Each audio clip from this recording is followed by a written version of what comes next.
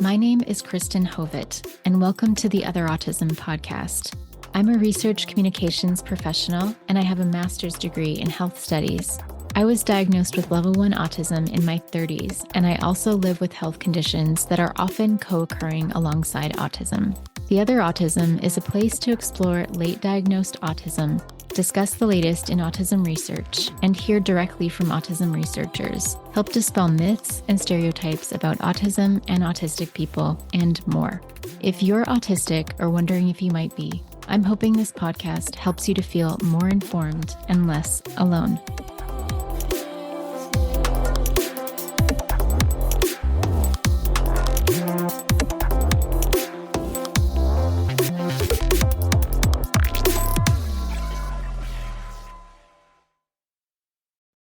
If you tuned in for episode 48, you got a full one, a deep dive into research on autism and extremism, and we'll have plenty more of those kinds of episodes coming up.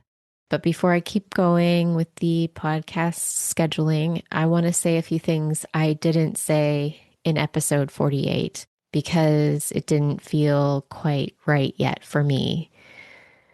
And the longer I leave these things unsaid, the heavier they are to carry. So this is going to be a really short episode, just a few minutes, kind of calling it a check-in of sorts. Some of you have been with this show for a long time, some of you since the day it began. And you noticed that there was a stretch where new episodes got sparse. I don't owe anyone an itemized account of where I went, so I'm not going to give one, but I do want to acknowledge it because pretending it didn't happen would feel weird. The last 2 years were the hardest years of my life. Some of the things that happened, I chose for myself, specifically moving, having surgery, leaving situations that were no longer safe for me to stay in. Some of the things that I went through were done to me completely beyond my choice in the matter by people who should not have done them.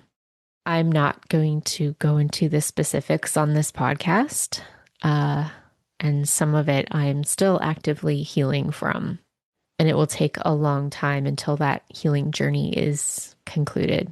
If I ever talk about any of it in detail, it'll be in its own space when I've decided the material is mine to put on the record. What I can tell you is that during the worst of it, I was barely doing anything but surviving in those moments, and that's okay. Here's what I want you to know. The show was something I held on to, even when I couldn't actively work on it. The emails some of you sent during the quiet stretches, the messages, the recordings, the listeners who said, take your time, we'll be here when you come back. Those mattered more than I can really explain. If you are one of those people, thank you. You helped keep the lights on. I also want to say something to the autistic people in the audience who have been through hard things, especially hard things at the hands of people who were supposed to love you. The patterns I started recognizing in my own life over the last 2 years are patterns I've talked about on this show, usually in the abstract. It turns out the abstract version and the lived version are different. I mean, I knew that intellectually. I know it differently now. I know it kind of on a cellular level. If you're somewhere in the middle of figuring out that something that happened to you was not okay, or that someone you loved was not safe for you, I see you. I'm walking alongside you. The clarity comes slowly and then all at once. And the part where you have to actually do something about it is the hardest part. I won't tell you it gets easier because that's a thing people say when they want you to feel better. I will tell you that the version of you on the other side is worth what it costs to make it through to that side. Moving on, here's the practical part. The show is back, as you've seen. I'm going to keep doing what I've always done here, take autistic experience seriously, read research carefully, talk about the things the mainstream conversation gets wrong about autistic folks. There's a lot of new research worth covering, and I have a long list of episodes I'm excited to make. I'm not going to commit to a strict posting schedule because I've learned the hard way that promising consistency is a great way to make yourself feel terrible. Episodes will come out as they come out. If you're subscribed in a podcast app, you'll get them. If you want to follow more closely, you can find me on social media. However, I'm definitely more quiet on social media these days.